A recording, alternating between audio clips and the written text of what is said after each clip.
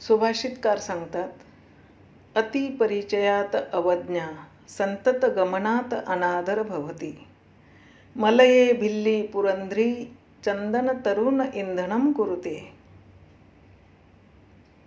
अर्थ, आपण जर एखाद्या व्यक्तीच्या किंवा वस्तूच्या सतत संपर्कात राहिलो तर त्या व्यक्ती किंवा वस्तूबद्दल आपल्याला महत्त्व किंवा आदर राहत नाही। त्याचंच उदाहरण संस्कृतमध्ये दिलेलं आहे, मलये भिल्ली पुरंध्री चंदन तरुण इंधनम कुरुते। म्हणजे मलय पर्वतावर जिथे चंदनाचे वृक्ष मुबलक प्रमाणात उपलब्ध आहेत तिथे भिल्ल स्त्री चंदनाचे लाकूड दैनंदिन चूल पेटवण्यासाठी जळणाचे लाकूड म्हणून वापरते, कारण तिला ते मुबलक प्रमाणात उपलब्ध होते, म्हणून तिला त्याची किंमत वाटत नाही। या उलट आपल्याला चंदनाचे लाकूड दुर्मिळ असल्याने आपण ते सहानेवर उगाळून त्याचा गंध करून लावतो, एवढं आपल्याला त्याचं महत्त्व आहे। त्यावर आधारित एक कथा आहे। एका गावात दोन जीवश्च कंठश्च मित्र अजित आणि सुजित राहत होते। त्यातील एक होता अजित, जो एका कॉलेजमध्ये प्रिन्सिपल होता, आणि दुसरा सुजित, जो त्याच कॉलेजमध्ये चपराशी होता। अजितनेच त्याच्या ओळखीने त्याला त्या कॉलेजमध्ये चपराशीचं काम दिलं होतं, कारण सुजित दुसरीच्या पुढे शिकलाच नव्हता। चपराशी होण्यासाठी सुद्धा 4थी पास असणं आवश्यक होतं, परंतु अजितने कसं तरी ॲडजस्ट करून घेतलं। अजित खूप वक्तशीर आणि आपल्या कामाशी प्रामाणिक राहणारा माणूस होता। सुजित जरा आळशी आणि अळमटळम करणारा माणूस होता। आता खुद्द कॉलेजचा प्रिन्सिपॉलच आपला लंगोटियार आहे म्हटल्यावर तो बिनधास्त राहत असे।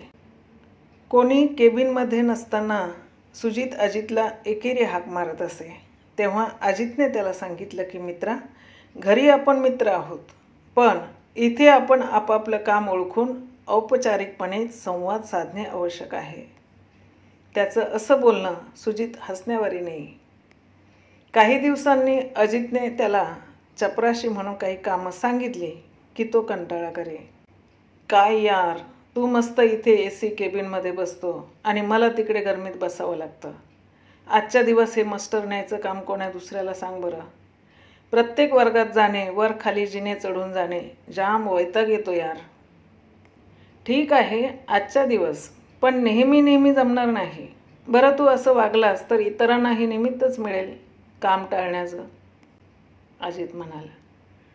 सुजित बरेचदा कोणाही समोर अजितशी एकेरीत बोलायचा, त्यामुळे इतर प्राध्यापकांना आणि कर्मचाऱ्यांना अजितची जी आदरयुक्त जरब होती ती वाटेनाशी झाली।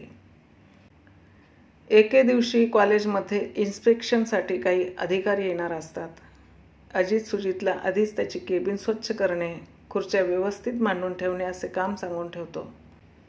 अधिकाऱ्यांसोबत मीटिंग आटोपल्यावर त्यांना घेऊन तो जेव्हा त्याच्या केबिनमध्ये येतो तेव्हा सुजितने काहीच कामं केलेली नसतात। उलट तो अजितच्या खुर्चीवर बसून टेबलवर पाय टाकून डुलक्या घेत असतो। ते बघून अजितला प्रचंड लाजिरवाणे वाटले। अजित मनात म्हणतो, अति परिचयात अवज्ञा। सुजित आणि माझा अतिशय परिचय असल्याने हवा तेवढा तो मला आदर देऊ शकत नाही, आणि त्याच दिवशी तो सुजितची नोकरी स्वतःच्या ओळखीने दुसऱ्या एका कॉलेजमध्ये ठरवून टाकतो। धन्यवाद।